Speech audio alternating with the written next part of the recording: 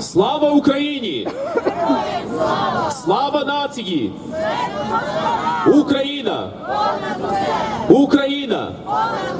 Україна! Героям України тричі!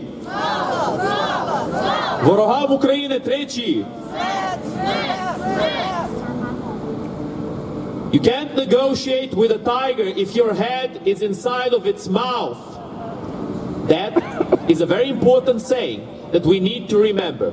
A saying from Winston Churchill. A saying that many people have forgotten nowadays. Because people have forgotten the value of peace, the value of prosperity, the value of the very values themselves, the values of the West, like freedom and the rule of law. Such things have unfortunately been forgotten by so many people nowadays. People don't realize how good they have it, how good life is in the West, in this great country of Great Britain.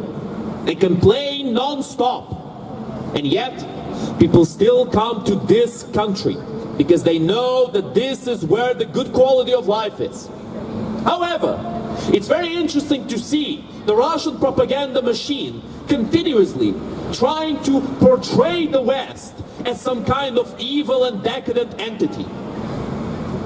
And at the same time, a lot of these so-called conservatives in the West, these isolationists, claiming that they have nothing against Russia, that the Russians never did them anything wrong, that whatever Russia does, it's just their business. Well, my friends, it's better to take care of expansionistic genocidal regimes before they get close to your border, before they start bombing your own cities, like during the Blitz. The people of this country know what happened back then.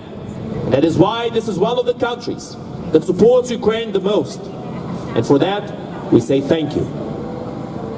And we wish that every country in the world would have the good sense of the people of this country and would see it as a necessity to beat Russia in this war that they have started not only against Ukraine, but against the free world itself. Because if we actually take a quick look, a mere glimpse into the Russian propaganda machine, they continuously say that this war is not between them and the Ukrainians. They say that this war is between them and NATO. Although NATO has barely contributed in this current situation, less than 4% of their yearly military budget, less than 4% has been sent to Ukraine. And this is what makes Russia say that they are fighting this war against NATO. Lies, deceit, and conspiracy theories are plenty. That is what they're doing. That is what they will always keep doing because they don't have any truth to tell. They don't know what else to make up about Ukraine. And this situation right now, the news we got today is the absolute unequivocal proof that there is no freedom of speech in Russia. Not any kind of freedom, to be honest. The death of Navalny should serve as a rallying cry for any Russians who still don't love their master's whip, for any Russians who still don't want to become the next meat wave sent to Bakhmut or to Avdiivka. This is a Ukrainian rally, my friend. You should have some respect for the rallies of other people. The Ukrainian people do not come to other rallies and do not try to sway their opinions in their benefit. Basic respect is very nice. If you want to ask a question, you're always welcome to do as such. We always welcome any person to ask us a question about Ukraine. But we will continue to focus on the important topic at hand, which is, once again, the death of Navalny. There's a protest right now in front of the Russian embassy. I would like to invite you, my friends, to after this rally, to go to that protest, to that rally, and see what those people have to say for themselves. See what those people have to say for their country, for Russia. Navalny was not perfect. Navalny himself claimed that he was not going to return Crimea to Ukraine, which was very unfortunate. However, Navalny was the strongest political opposition Putin had in Russia. Nobody else compared to Navalny. That is why Putin had to put him down, just like he had to put down Prigozhin. Except Prigozhin, of course, is on the other opposite of the political spectrum. It's very interesting. These two, they make Putin look like a centrist. Navalny on the left and Prigozhin on the far right. And Putin in the center, I guess. However, my friends, let's not be mistaken by these political words. Russia is not a democracy. And Russia, honestly, can barely even qualify as a dictatorship. Russia is more akin to a country-sized criminal syndicate. Even in a dictatorship, a proper dictatorship has more specific rules and laws than Russia. But in Russia nowadays, whatever Putin whims, whatever Putin wishes, happens. This day, he wished Navalny to commit suicide in his cell. Perhaps with 6 bullets in the back of the head. We do not yet know. We are yet to see that. We are yet to see the excuse that the Russians are going to make up about the death of Navalny. Perhaps he jumped out of his window and killed himself. He just gnawed through the cell, gnawed through the iron bars, and just jumped himself. That's how much he wanted to die. My friends, I jest, but we must stay close to this topic. Once again, Navalny's death is a symbol that ends all pretense of democracy in Russia. There is no longer a mask. There is no longer a thin veil. There is no longer any pretense. They're being direct now. And they're directly saying whatever Putin says happens. Now it's up to us what we are going to do with this information. If we're going to continue to live a lie and claim that Putin is never going to come for us, and claim that Russia is going to reform itself, that Russia can be negotiated with.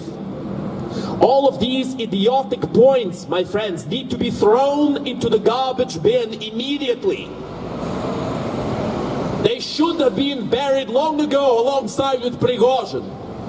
And yet, we have another lesson that we apparently have to learn. Slow learners, I have to say, very slow learners indeed. I would be expecting more. But alas, we need to continue to speak. We need to continue to tell people what's going on right now, so that people are well informed and so that people can make their own informed decision. And not a decision based on lies and conspiracy theories. Decisions based on the facts at hand. And today, the fact is unequivocal. Navalny, just like many other people in Russia who oppose Putin, has been put down. No matter what his ideology was. If you oppose Putin, you are dead. It's as simple as that. And there is a saying in Russia that in combination with this authoritarianism is a very interesting thing to think about. A little bit of food for thought, I might add. In Russia, they say that the Russian borders never end. Now, what does that mean? Does that mean they have an open border policy, that they allow anybody in? No. It means that they will continue to expand until either they are stopped or they take over the world. That, my friends, is the popular ideology in Russia. That is what we are here to stop. Stop Russia, stop the war. Stop Russia, stop the war. Stop Russia, stop the war. Stop Russia, stop the war. Stop Russia, stop the war. Stop Russia, stop the war. Russia is a terrorist state. Russia is a terrorist state. Russia is a terrorist state. Russia is a terrorist state. Russia is a terrorist state. Russia is a terrorist state. Tribunal for Russian war criminals. Tribunal for Russian war criminals. Tribunal for Russian war criminals. Tribunal for Russian war criminals. Tribunal for Russian war criminals. Tribunal for Russian war criminals. My friends, I have to mention something. Today is a very important day for our Lithuanian friends in our rally today. Today is the day that they achieved their independence from the Soviet Union. This is something we need to talk about also. You know, congratulations for that, my friends. Congratulations. And thank you very much for coming here today, as usual. You know, the Lithuanian community has been one of the communities that has always supported us the most. Now, why might that be? Because they know very well the danger of flirting with Russia, the danger of attempting word juggling and negotiations with Russia. It's pointless, it's useless, and it's idiotic. Russia does not intend to keep their word, as they have shown many times in the past. They have shown this in the Budapest Memorandum by breaking it. They have shown this in the Ukraine-Russia Friendship Treaty, once again by breaking it.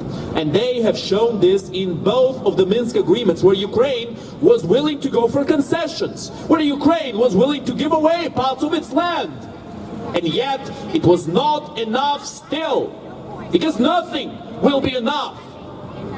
Even if they get everything they want, they will take it, and next time they will ask double. Nay, I am wrong. They will not ask. They will demand the double. And if you don't give it to them, well, you'll have to deal with a more powerful version of them, because you've just been appeasing them for years.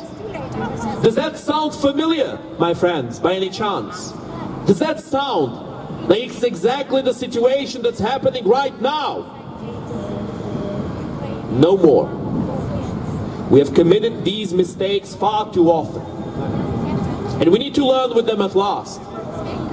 The death of Navalny needs to serve not only as a rallying cry for whatever is left of the fight for freedom in Russia, it needs to also serve as a warning and as proof for all the West that these attempts of negotiation needs to stop.